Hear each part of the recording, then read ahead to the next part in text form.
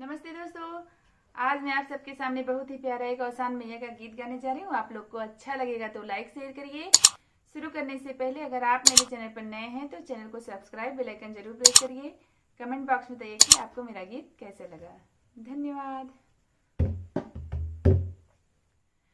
धनी धनी मोर अंगनैया हे अवसानी मैया, धनी धनी मोर अंगनैया हे अवसानी मैया, हे हो अवसानी मैया, हे हो अवसानी मैया, हे हो अवसानी मैया, हे हो अवसानी मैया, धनी धनी मोर अंगनैया हे अवसानी मैया, धनी धनी मोर अंगनैया हे अवसानी मैया।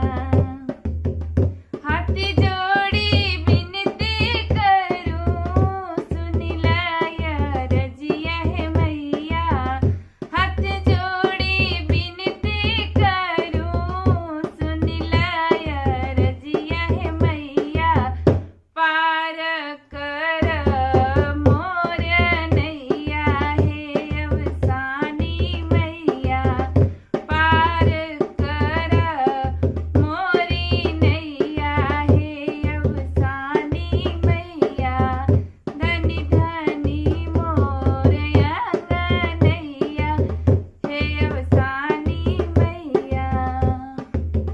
घरवा दुआर दिहलो सुखी परिवार दिहलो, घरवा दुआर दिहलो सुखी परिवार दिहलो, ललना जे चलैबे खैया हे अवसानी मैया, धनी धनी मोर अंगनैया हे अवसानी मैया, धनी धनी मोर अंगनैया हे अवसानी मैया।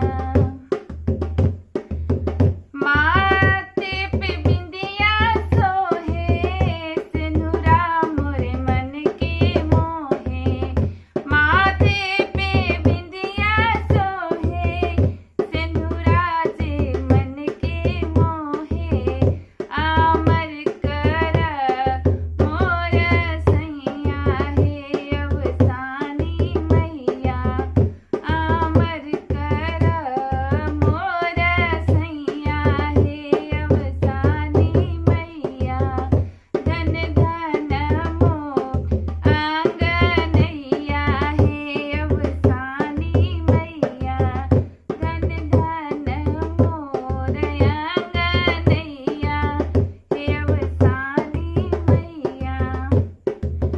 चनला